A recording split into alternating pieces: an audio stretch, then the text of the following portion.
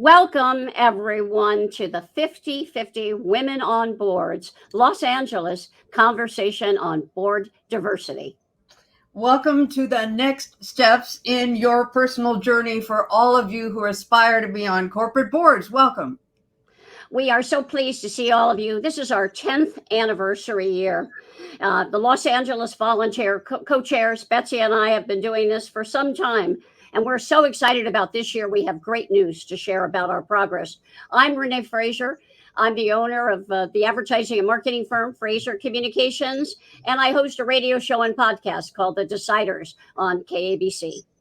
And I'm Betsy Burka-Merck-Freder. Most of you know me. I'm the CEO of 50-50 Women on Boards and owner of Burka-Merck-Clayton Retained Executive Search here in Los Angeles. We are so proud and delighted to have you all here today in Los Angeles. We're going to have an in-depth conversation about the theme, leading. How do we lead the way to diverse and gender-balanced sports?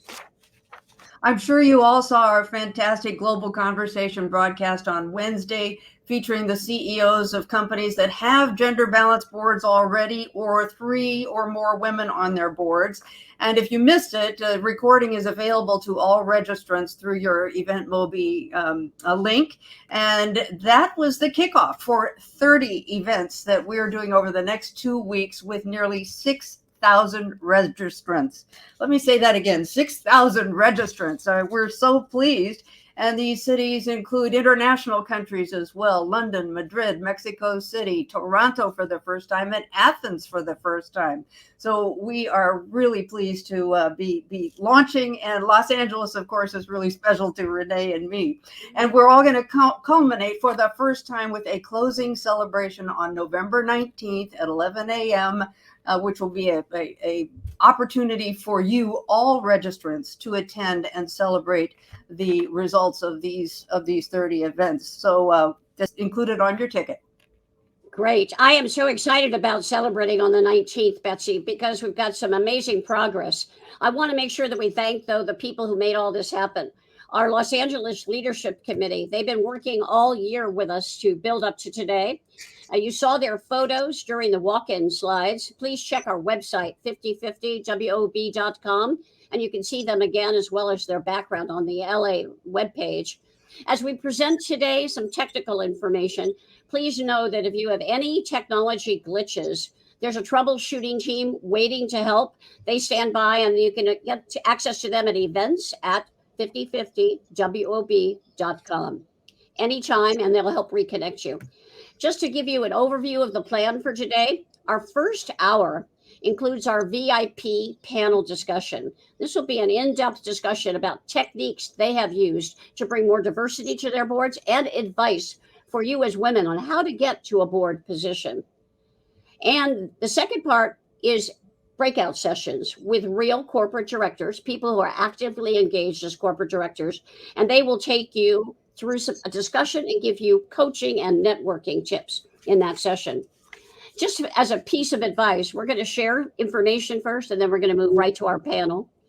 To keep the panel conversation flowing, save your questions for your director coach. We know you have the chat room available, but we're not going to have time to do an active Q&A. But when you do the breakout session, it'll be a great opportunity for you to ask your questions and have a dialogue, which is exactly our goal. And the last point I'm going to make is that the breakout session is in the agenda on the left-hand side of your screen. So stay tuned for that. And you'll get to the session that you registered for. And now, very excited. Go ahead. Thanks, Renee. And now let the show begin with several slides that'll give you our data. First, we want to also thank our global sponsors. I'd like to give a special shout out to EY and Bank of America, Kaiser Permanente, our global sponsors here in Los Angeles, and of course, Marsh. And then we want to continue with our local sponsors. As you can see, we have a very diverse group of sponsors. Thank you all. I want to highlight our platinum sponsors: City of Hope, who's come back once again to support us, Co-op Financial Services, my own Fraser Communications, Kaiser Permanente, and Teledyne Technologies. Thank you all. Now, we also have to acknowledge that we have help from our co-chairs. And these are the 5 co-chairs who have worked closely with Betsy and I all the way through, providing coaching and guidance to our large leadership committee that you saw earlier. And I want to acknowledge Suzanne DeJong from Ernst & Young, where she's a partner. Thank you, Suzanne, for your support. Tammy Tucker, the advisory board member at University of California, Irvine. Betty Uribe from the JP Morgan Chase, managing director there. Lovely Janita Willoughby, CEO of the Willoughby Group, and Samantha Paxson. Samantha Paxson is Chief Experience Officer at Co-op Financial Services. And if we could, we were doing a round of applause, but we truly appreciate your support. Yeah. Thank you.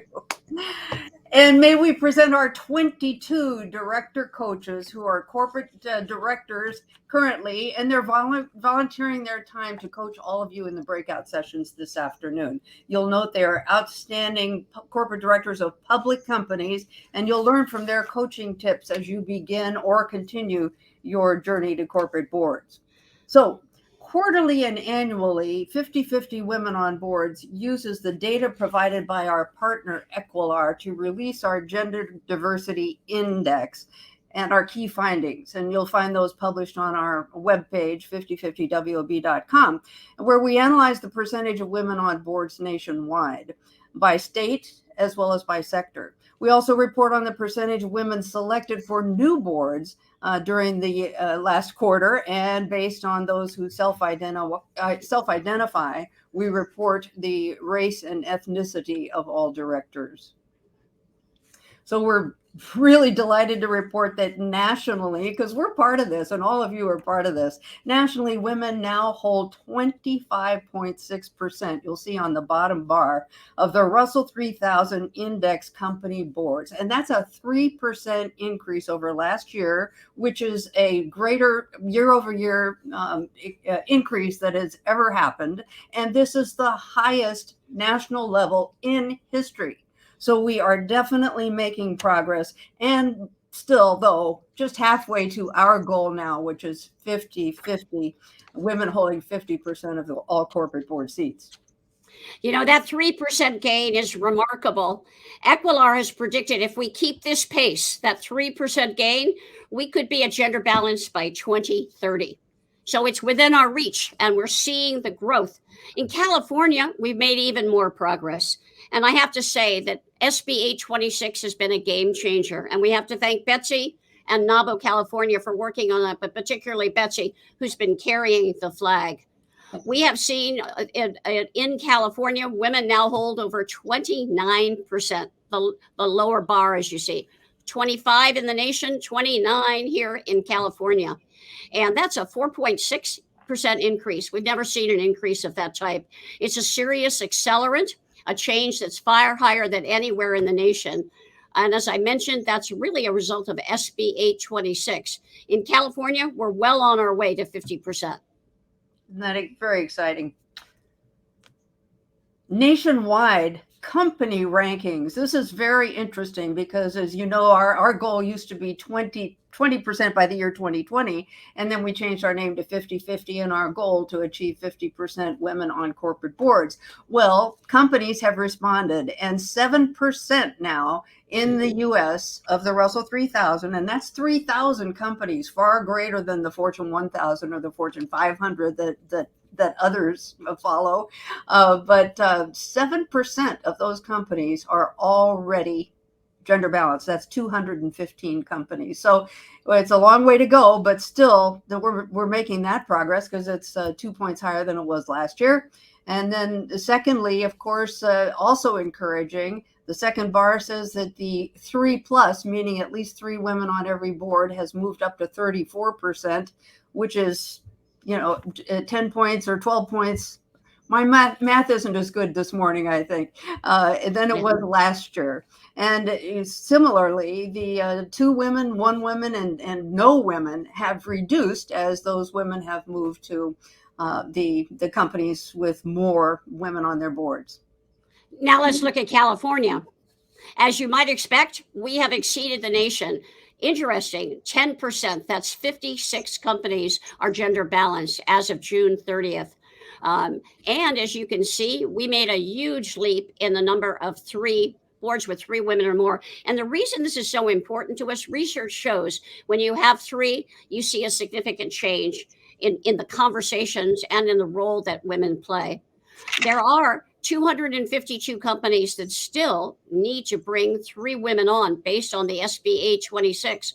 So there's a need for more women and an opportunity for all of you.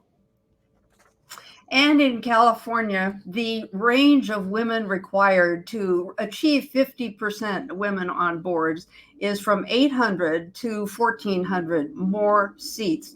And the lower number is where women would be replacing a man. The higher number is where boards would physically and legally add a seat to their boards, which many companies are doing in order to include women. That's a lot of seats that are available, Betsy, and that's exciting. One of the reasons we want this event to be inspiring is that you consider, how do I make that a part of my path? As Betsy said, your journey. Now let's talk about this slide, which is very important. Only 12% of all directors are people of color. In addition to 50-50 women on boards advocating for gender balance on boards, our mission is to ensure boards are diverse and that women of color hold at least 20% of all board seats. Out of the total directors who serve on the Russell 3000, only 17% are actually reporting race and ethnicity. And of that, 12% are directors of people of color. That breaks down to 4.5% women and 7.4% men. Extremely low. We encourage board directors to also self-identify by claiming on creating their the Equilar, as you know, the firm that we work with, the Equilar Board Edge profile. We're going to put that in the chat so you have access to it. And that we're asking people to self-identify there too, so we can assess better and develop more solutions for underrepresented groups. And the breakdown of race and ethnicity nationwide is really, as you'll see from this slide, dramatically low. This slide shows the numbers of women directors of color and the numbers of men directors of color, and the percentages are embarrassingly low. All of this information is on our website. So it's important that we at 50-50 Women on Boards are constantly encouraging companies to reach outside their networks to find candidates of color, and that all of us in this room and executives are allies for especially women of color, which, as you see, is the lowest number of women on board. So do be allies, do help to advance women in your companies in order to move them into the leadership pipeline. You know, these results are dismal, like you said, Betsy. Far from our goal of women of color holding 20% of the corporate seats. That's why, as you said, we're hosting these conversations. And I have to add, the educational training and awareness programs led by 50-50 Women on Boards, they're essential. What they do is they generate higher levels of awareness, consciousness, education, and collaboration.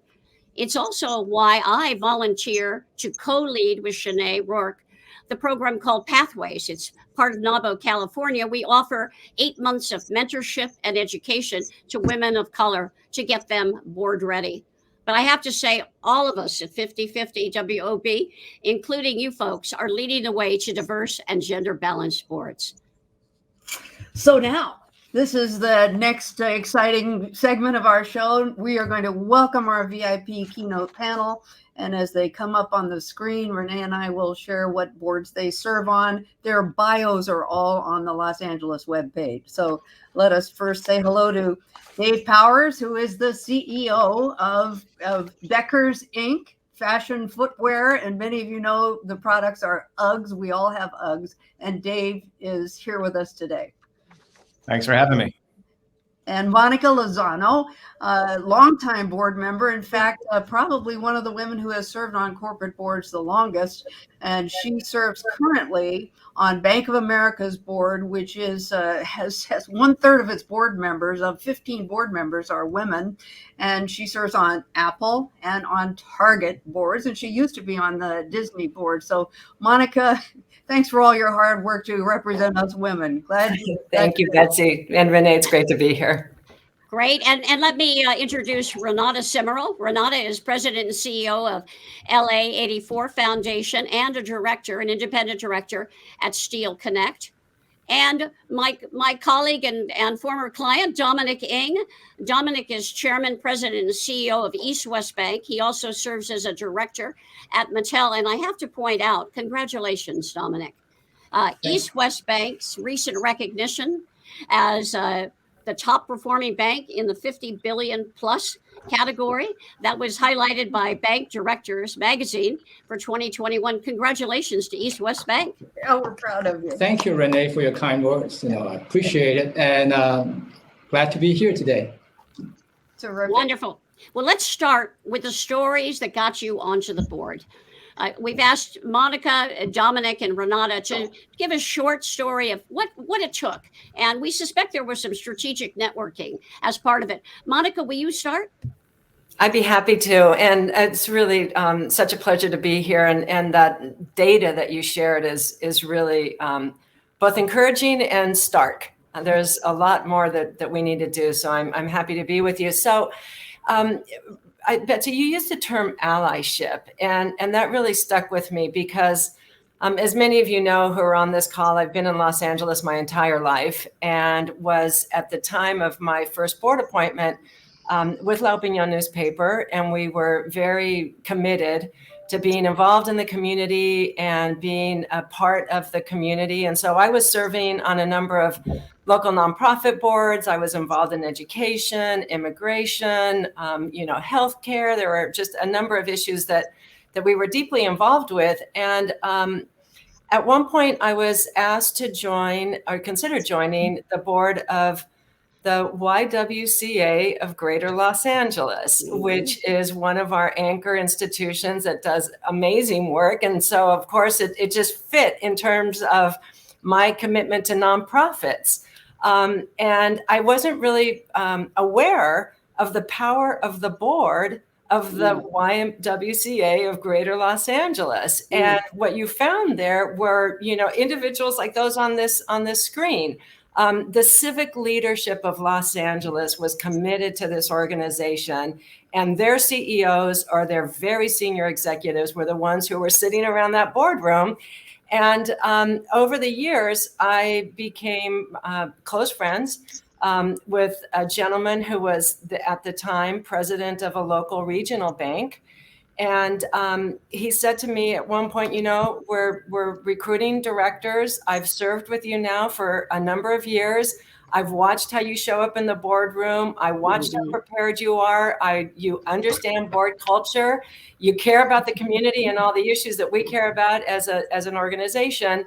And he actually put me in line to be considered by the nominating committee to join the board of a locally publicly traded regional bank. And he was my champion. And in so many ways, really opened the path to board service. Betsy, you mentioned Bank of America.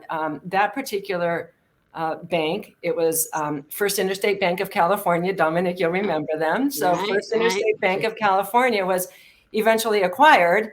But it gave me a resume that showed bank director experience.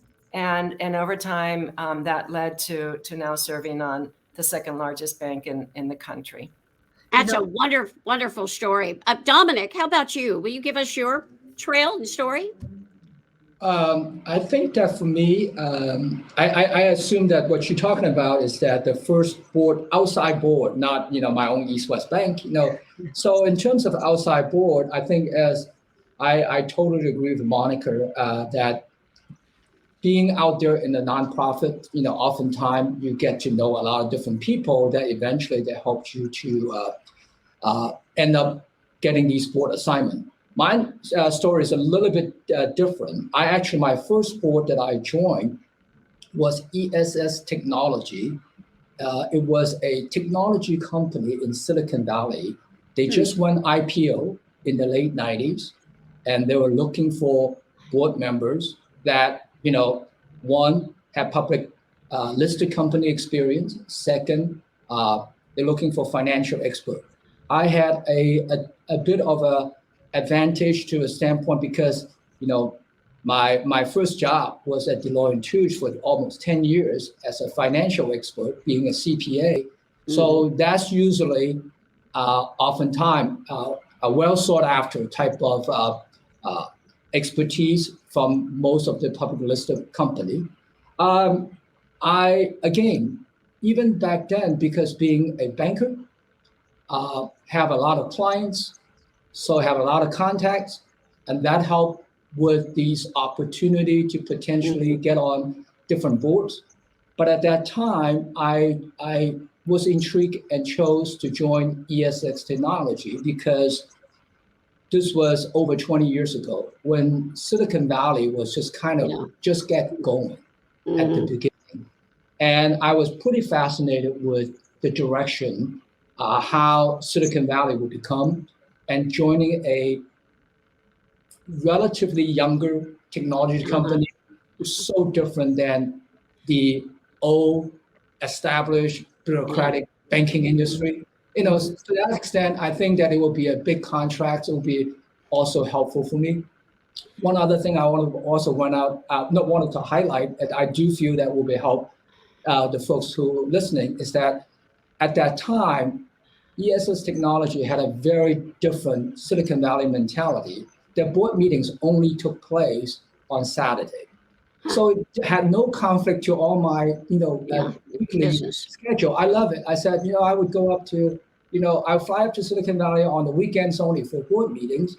I worked out really well, but I ended up several years later stepping down because several years later, my kids start playing in NYSO and that really didn't work. So therefore, I ended up, stepping down and joining another board that have more routine schedule. Very good advice. Thank you for sharing that personal part. That helps. Renata, how about you? You recently joined a board, I think a year and a half ago, Steel Connect. Yeah, I just actually celebrated my year anniversary. And let me echo Monica's thanks to both you and Betsy for just your tremendous leadership in this area. It's a pleasure to be with both of you guys today. So my board journey started back in 2013, before I was even contemplating or thinking about joining a corporate board. I was working with the Dodgers at the time as a senior vice president under the new ownership group, and became very good friends with the executive VP, Lon Rosen. We developed a relationship. During that my tenure at the Dodgers, I met a gentleman by the name of Warren Lichtenstein, who was very close to Tommy Lasorda, a huge Dodger fan. But it was, not a deep connection or meaning. It was, at an event, a couple of games saying hello. And then fast forward 2019, running the the LA84 Foundation Board of Directors. My son, goes to Philadelphia studying photography. So we're going to an event, and I happened to meet a woman who's in this sort of coaching psychology. Angela Duckworth's her name. And we're talking about coaching education in our work. And she says, you should meet this gentleman, that's really heavy into coaching. He's got a Steel coaching partnership. You might know him, Warren Lichtenstein. And truth be told, I didn't make the connection about the Dodgers. And so I Googled and I was like, wow, interesting. He's the chairman and CEO of Steel Partners. It's a conglomerate of about 17 companies. Steel Connect is a small cap company that's underneath Steel Partners Holdings. And so I reached out and we developed a relationship over our work and our mutual interest. And then about, 8 months later, Lon Rosen calls me and says, Renata, would you ever consider sitting on a corporate board? And it was at this time that I started to plan out my brand. And we'll talk about that a little bit later in terms of starting to position myself for a corporate board. And I said, yes, I'd love to. And he said, I'd love to connect you to Warren Lichtenstein. And it just was sort of that serendipitous connection that when he mentioned me to Warren, and I think, Monica, it was the point that you mentioned, the impressions of showing up in the workforce. Because I was an executive with the Dodgers, so meeting with the ownership group, in the senior leadership meetings and being able to show up, understanding sort of corporate, well, in this case, sports culture and corporate profit and loss and those things. And then Lon and I, even when I left the Dodgers, stayed on the Dodgers Foundation, and I was very intent on using that as a platform to start to get some experience. And so served on the audit committee, was on the finance committee as well, and really trying to increase my skills in those areas because those are important as a corporate director. And Lon just remembered that and is very big on diversity, equity, and inclusion, knew how I showed up. And then the connection with Warren that was sort of out of left field, so to speak, really gave Warren an unofficial interview to see how I show up in the workforce. And so, it was through, I don't know that it was necessarily strategic networking, but it certainly was, networking, making sure that you're showing up in the right way and positioning yourselves that when those opportunities do present themselves, that you're able to seize them. Steel Connect is a small cap company. It's 2 wholly owned subsidiaries that are completely different. One is a third party logistics company. The other is a direct marketing company. They sort of connect to their customers. But for me, it was important to get that first corporate board experience, just to be able to check that box on my resume. So that's my journey and my experience. Excellent examples for our audience as they are navigating their nonprofits or working for presenting to their corporate boards in their own companies. That board experience leads to connections that leads to more board recommendations. So, Dave, our theme, as you know, this year for all of our events is leading the way to diverse and gender balanced board. So we applaud you for doing just that, because you have a diverse and gender balanced board with 4 women out of 9 members, and excluding yourself. And as a CEO, though, share with our audience what practices or ideas in your organization you use to attract a diverse board. Yeah, it's a great question, Betsy. And again, thanks, Betsy and Renee, for having me on and doing this important work. It's a pleasure to be here. It's an interesting conversation because I think we all know the tactics of finding board recruitment companies to help you in the search and, networking and being allies and et cetera. But, the most important thing that I think boards need to do is to really authentically understand why they want diversity in the boardroom, and to truly, truly value it. This is it can't be a checking the box exercise. It has to be something that the entire board and leadership team of the organization really value and understand why they think it's important. Because when you start recruiting, you're going to get called on it. And I think that you have to show up in an authentic way. You have to understand what it means to the organization, what it means for change on the board. And sometimes you have to make room. And we had to go through that in the last 18 months, where we were serious about increasing our diversity and for all the right reasons. And we actually asked one of our board members to step down to make room for that, and he was happy to do it. So, but that doesn't happen unless you have the right culture, right? And you have people who truly believe in this for all the right reasons versus just checking boxes and on a metrics perspective.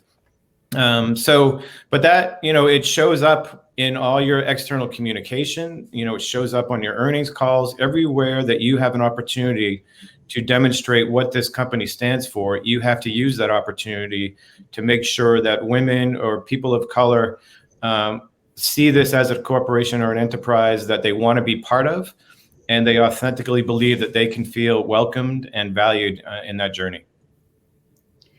Betsy, if I can add to that, I've had the experience over the last 3 years, I'd say, of being recruited but for a number of boards, probably a dozen or so. And they've both been through the direct search, so a search firm looking for you, and compared to sort of how I got to my first board seat. And I have to add to what Dave is saying, and it's the responsibility ultimately of the directors to go outside of their network, to ask women, to ask people of color, because through my experience, I wasn't successful navigating through when a recruiter is recruiting you, because there is a very defined structure, and I'm not your prototypical executive. I'm a CEO, but in philanthropy, so I don't have direct P&L experience. I don't have customers, and so I wasn't able to make it through the pipeline, when it was an executive search. And so I would just emphasize that it's developing relationships with the board members themselves, and it is the board members' responsibility to embrace and to be intentional about wanting to have a diverse slate of board of directors. Yeah, and Renata, I would absolutely agree with that. And I think, one thing that I've learned is the more women you have on your board, the more women can network on behalf of the board. And so it is a flywheel that is very powerful. And I could not agree more with that. So true. And thank you both for that. I think we're going to hear more about that from some of our other directors as well. But I wanted to specifically turn to Monica and then ask Dominic to build on this. We have heard and read research that as a result of having a more diverse board, there are more robust and different kinds of conversations and ideas that emerge in a boardroom. Monica, can you share your experience with that? And then maybe you could add to that, Dominic? Yeah, I'd be happy to. And I use this line. There was a panel that was put together for the women of Bank of America. They have a very extensive leadership group, and so there were thousands of women in the room, and the women directors were the ones who were on stage, and there's 6 of us. And I used your data where I said, we know what a difference in performance 3 women. Imagine what it makes when you have 6 women. So anyway, Renee, I was thinking about your question, and there was a time when directors saw their ultimate responsibility as one of protecting shareholder value. And it was defined by earnings and dividends, and it was, very much financially based. And the conversation has completely changed, partly because of what Renata was saying and Dave. Now it is much more about what kind of a company are we in terms of our values? How does that show up? What is our commitment to DE&I, to ESG? To issues around culture. Both Dave and Renata talked about, the norming and having a culture that is much more inclusive. We're talking now about things like, what is our relationship to the community, to our consumers? How does that show up in our products and our services? And so the diversity of the boardroom allows the board to make much better decisions, because at the end of the day, a board is obligated to help think about the long-term strategy, about how do you grow to win, how do you position yourself competitively. But if you don't do that with the right mindset, that is a mindset of inclusion and a conversation around the boardroom that says, how do we stand up for these values? How does it actually show up in the way in which we develop our talent, in the way in which we promote, in the way in which we give back to community? So it has become a conversation that is much less oriented towards, the bottom line and the financial metrics, to now seeing ourselves as being responsible in so many ways to actually benefiting society. And how do you not have that conversation with people that look like us in that boardroom? That's really a powerful message, Monica, and I could not agree more. And, having that sense of higher purpose as a team, in the board and on the leadership team and for the organization is incredibly powerful. And the thing that I've always said to our board and our team is there's 2 sides to this. There's the business side of it, which you have to have your hands around and you have to be performing. Otherwise, the street's not going to listen to anything else you want to say. But if you have that in order, then you can have real powerful conversations about ESG and DEI and inclusivity and giving back. But if you don't have the business taken care of, the shareholders aren't going to listen. Well, I think you also have, Edelman just put out their 2021 Trust Barometer. So looking at the customer and what young people, are striving for, and certainly the values and the authenticity of, who they choose to do business with is vastly changing. They want their CEOs to stand up for social justice. They want their companies, to be about sustainability. They want them to stand for something. And I think the corporations are starting to see the effect of the long-term, viability of their business by engaging authentically with their customer. And that includes having representation of their board of directors that looks like the communities that they serve. Absolutely. Absolutely. Dominic, I know you wanted to add to this. Sure. I have a slightly different take. My view is that I think today, if you look at a lot of the large corporations, it's almost like they're under siege to a certain degree, that feel like that they have to add the diversity because of the pressure coming in, that they have to accommodate, whether from a gender issue, from a ethnicity issue, and then that means that somewhat of a compromise from a financial performance point of view. To me, I think it's all wrong-headed. Renee, you were kindly to share that East West Bank was ranked the best performing bank in the country among the banks over 50 billions and above. So that had nothing to do with because of our diversity, despite the fact that I have 75% of my board members actually that are minority, and 37.5% of my board members are women. They didn't measure that. They measure financial return. And the point that I'm trying to make here is that you can actually do better with diversity. You can actually do better financially with women. The reason some of the organizations weren't able to do as well is that they're so isolated with one ethnicity and not able to see the other point of view and not able to see other opportunities that are right at the corner. So it's ironic in a way that for my bank, I didn't start this bank 50 years ago.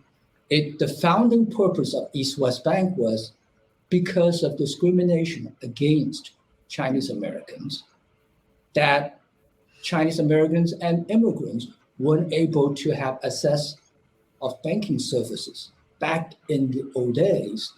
And so that's why some community leaders got together and formed their own bank. So I actually, when I took over in the early 90s, it was a very different twist. Our board members are mainly Chinese Americans. I actually had to go out and found some Caucasian, African American, Hispanics, because the communities are much more diverse than just Chinese Americans. So if I did not have the other point of view, then we'll be always focusing on serving customers in the Chinese community, and we wouldn't be $60 billion size today. We would be a smaller bank serving, maybe doing very well, serving a very small community. So it was, to me, a natural to go look for something beyond the comfort zone. And I think that's what struck as a big challenge for a lot of the board members in the boardroom today. They're very comfortable with their colleague they have with their board. They're within their comfort zone. They probably came from the same school, same fraternities. They joined the same clubs. So they really genuinely know each other very well, and they were making the best decision they could make as, I trust this guy. He knows what he is doing. He's going to be a good board member. No question about that. That type of relationship is very important. It's nice to have. But if their fraternity, if their club did not have the others, they would never be able to find the opportunities elsewhere. So, and my perspective is that never been in a fraternity, didn't join a club until much later. So I just have to look for whatever the best candidate. It's really interesting if I reflect back, once I did a management buyout and started East West as a public listed company back in 1998. The first board member that I recruited was Ed Sapanta, and he was a neurosurgeon. Now, unfortunately, he passed away earlier. But the reason I picked him was not because I was looking for diversity. I wanted to have the Hispanic director.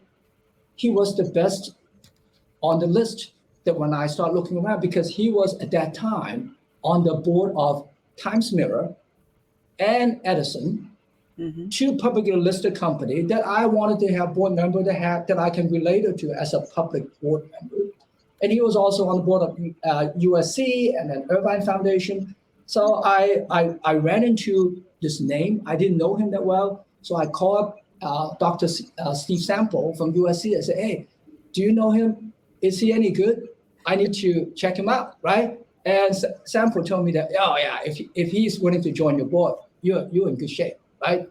And it turned out to be a great, board member that took over the governance committee because he knew how to be a board member. Now, I could have found plenty of Caucasian male.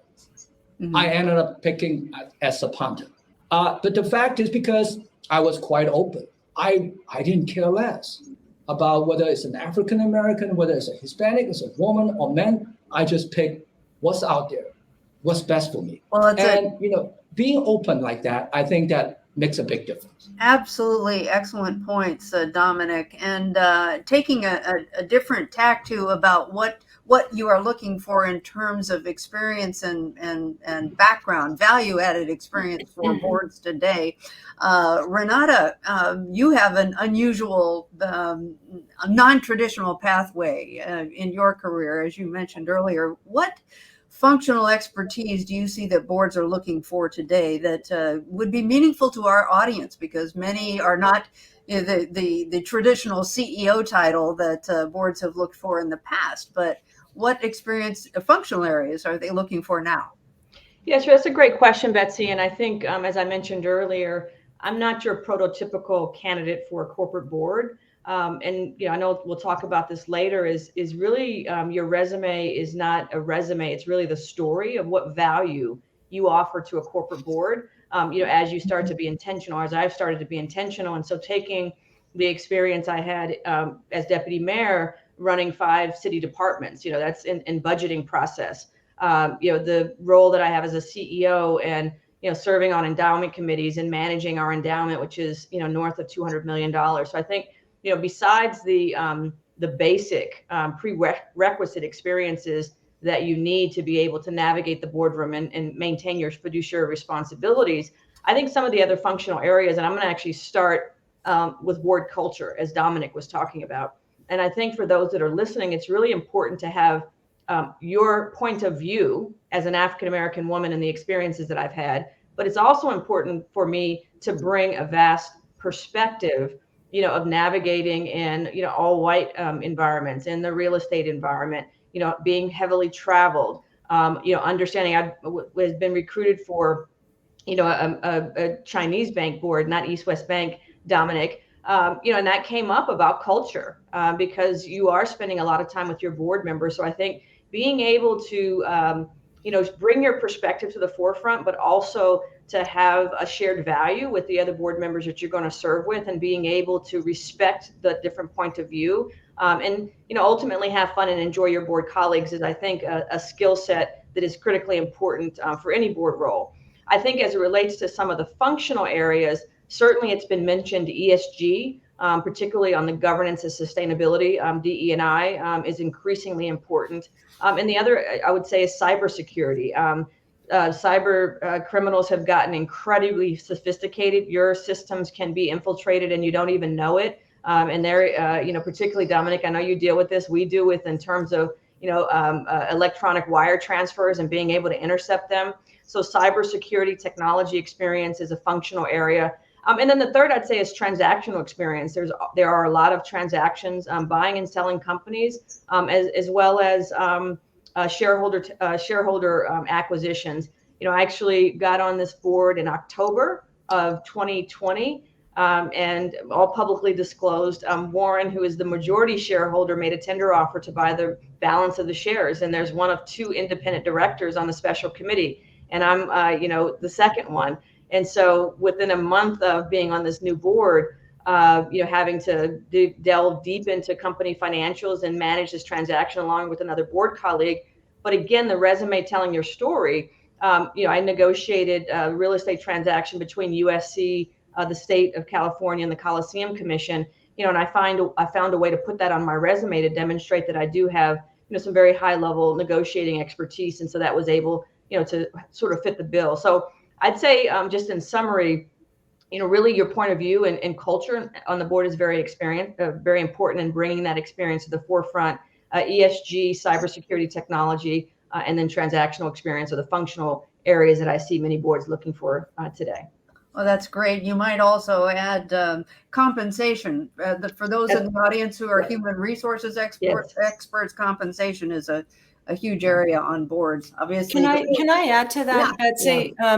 Because I actually am the chair of a compensation committee. And what I found is that, there was a period of time when those committees were entirely about compensation, and it is not the case anymore. In fact, we changed the name of two of those committees to include human capital, because it's not just about, salaries and benefits. It really is about how do you engage with your workforce? How do you make sure that your employees find a space where they can grow, where their talent is expanded, where they're given opportunities, where their health and mental well-being is considered.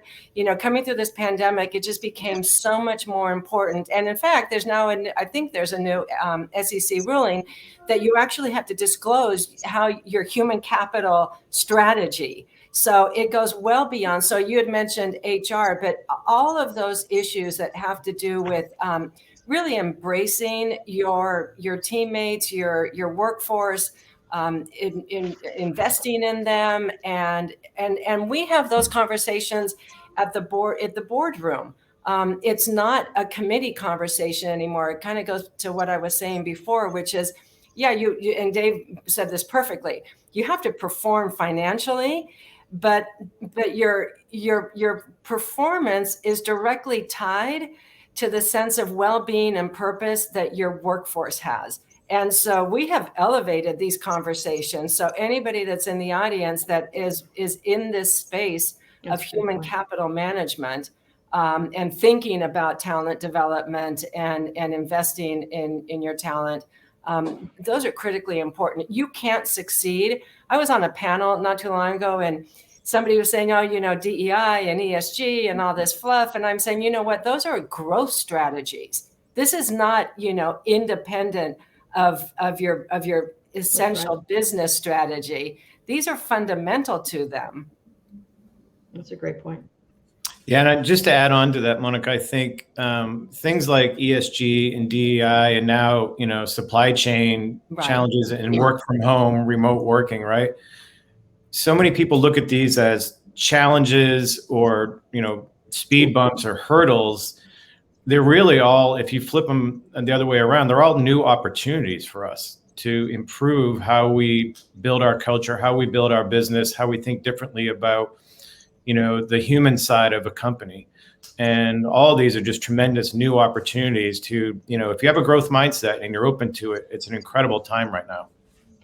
Yeah, let me just co-sign what Monica said about building your resume as your story, is that it doesn't always have to be, I bring, industry knowledge specific to third-party logistics, that I don't, I'm not an expert, a financial expert, so I'm not going to chair the audit committee. So I think, the human capital side, which is co-sign _ 100%, that those are conversations we have at our board as well.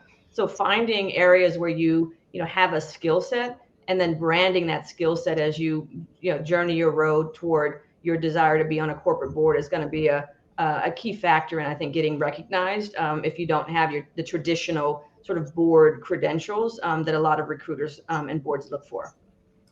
I would echo that because I think that oftentimes, I think that companies are looking for independent board members that are insightful and strategic, and they can see big picture, and they have the ability to just size up a situation and be able to get through the clutters, and then basically ask the right questions and or maybe give an insightful suggestion and comment.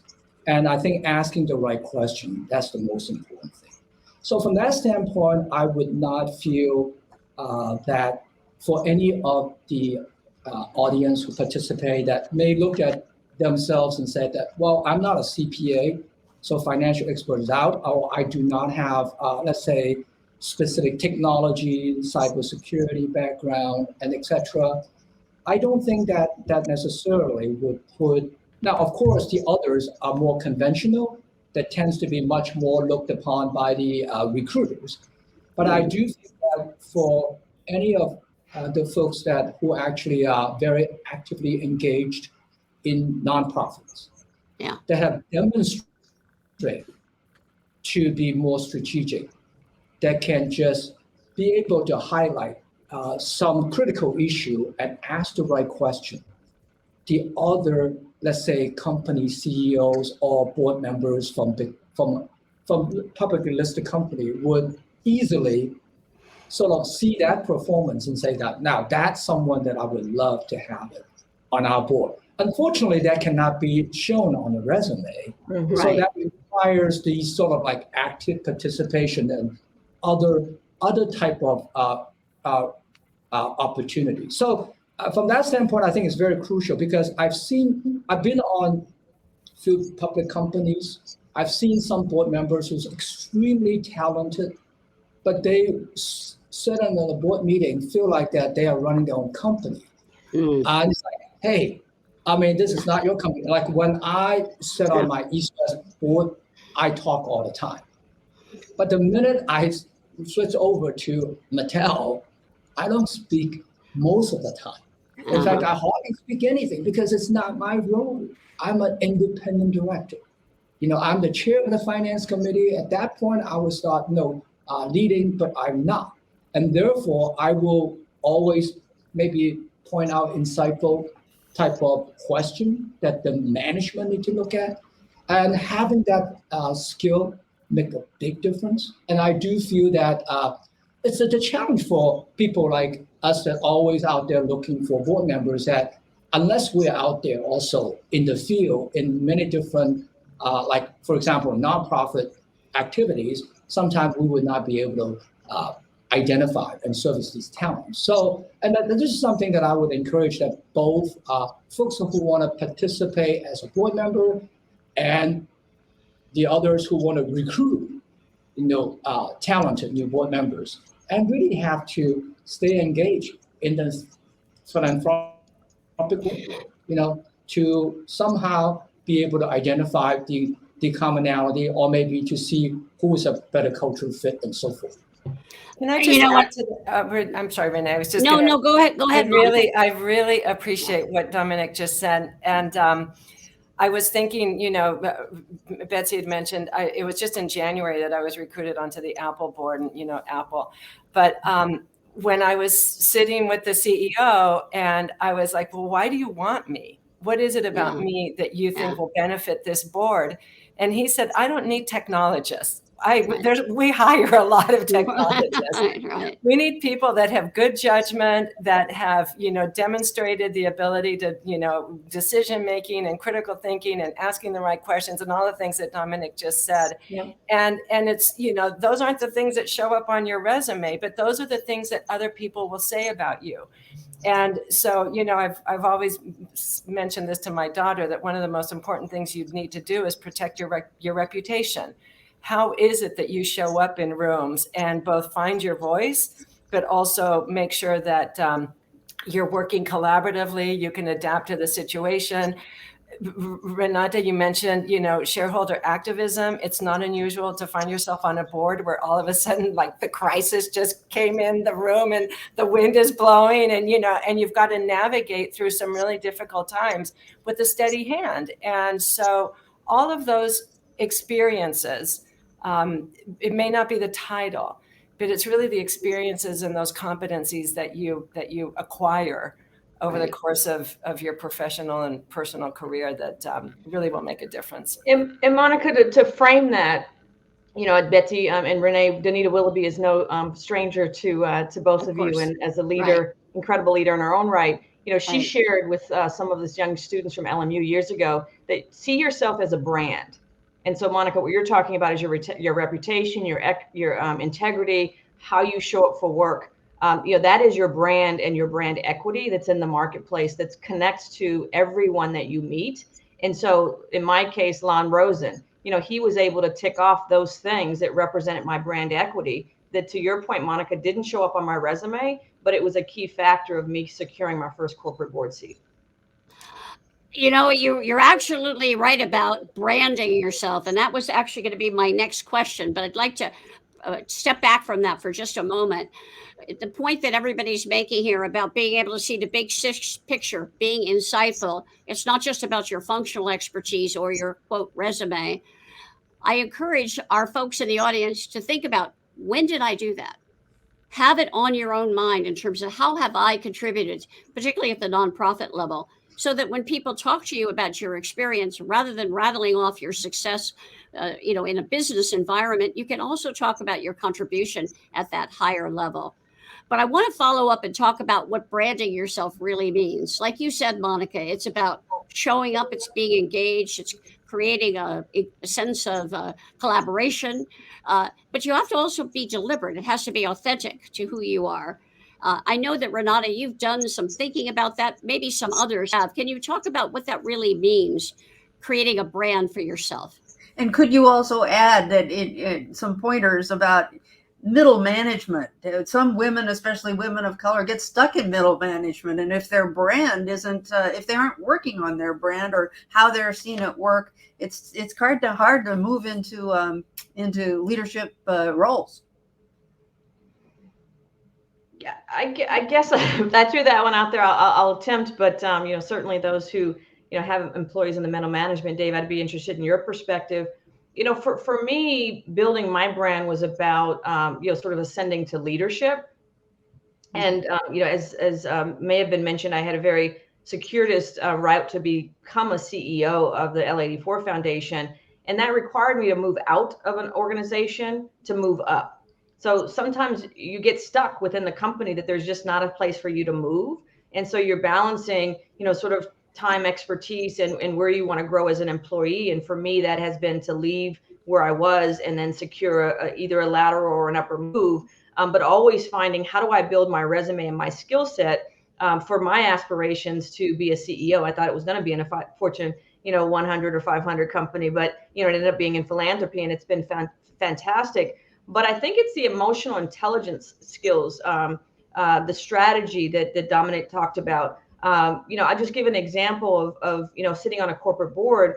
We're certainly facing headwinds with supply chain issues, customer issues, employee issues, and our job as corporate directors is not to pick at it's not to necessarily pick at the financials, but it's really to help guide the CEOs, in our case, both of our companies, to sort of that big pictures, where is the third party logistics? Where are our new customers?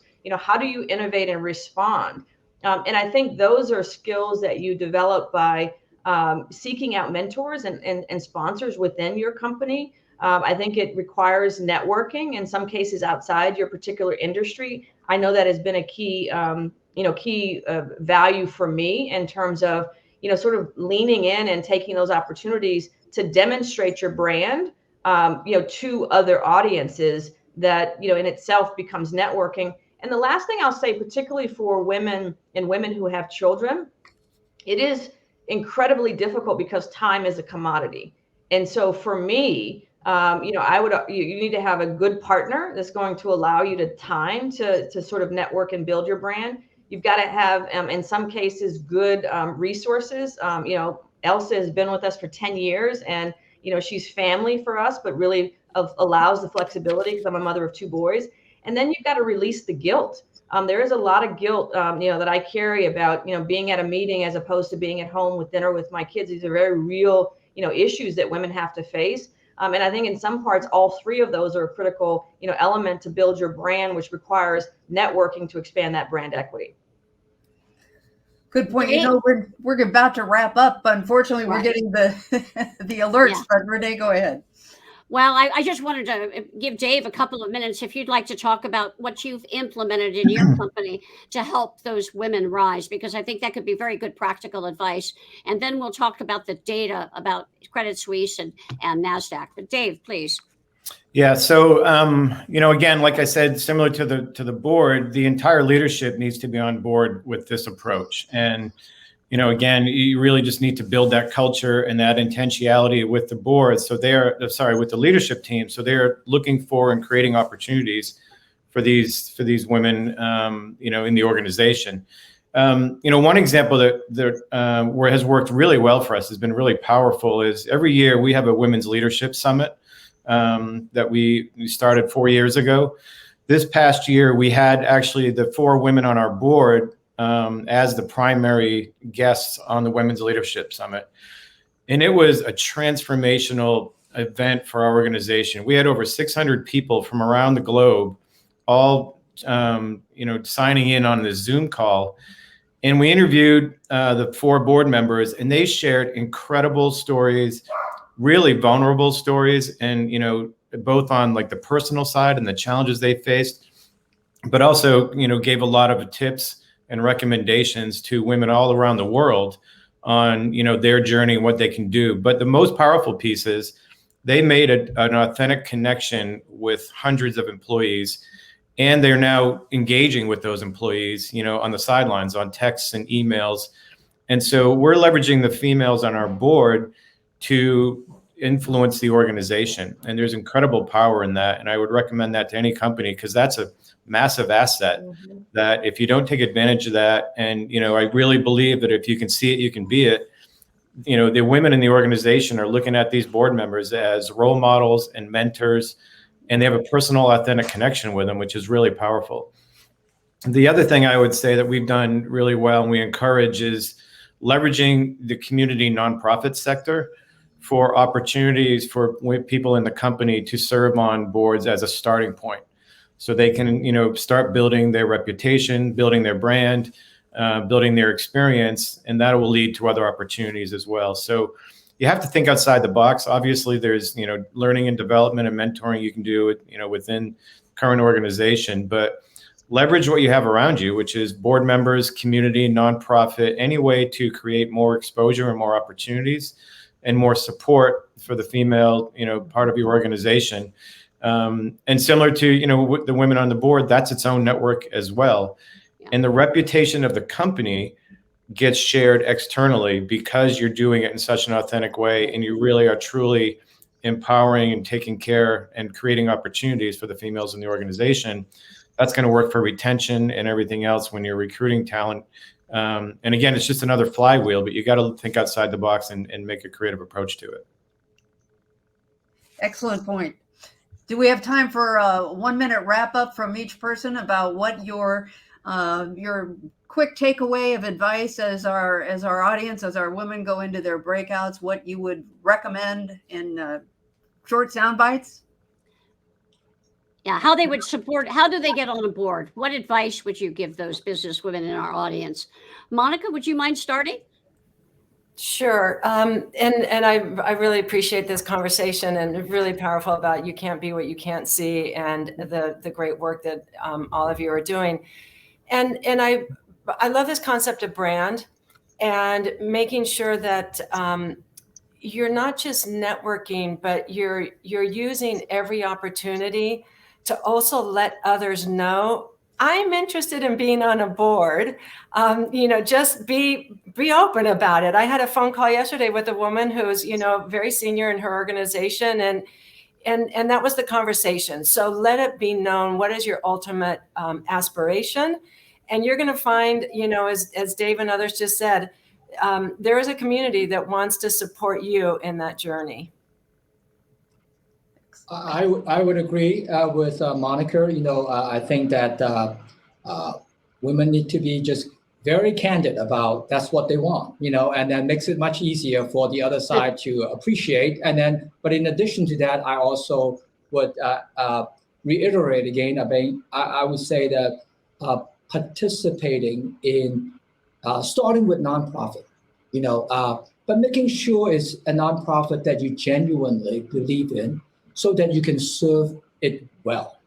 Because ultimately, it's that performance, the day-to-day interaction in there that will create most likely positive, feedback and so forth to generate interest. So I would always say that it's not a perfect way of directly connecting to potential board seat, but it's a way to build up a network. It's a way to demonstrate ability. It's a way to gain experience, to see how other board members who perform at their level with their experience, and then maybe you can learn from. And if I look back, for the past, 3 decades or so, this is what I did at the beginning, when I started joining different various boards, and I learned from those very experienced veterans at those board meetings in the nonprofit that got me to understand what I can do to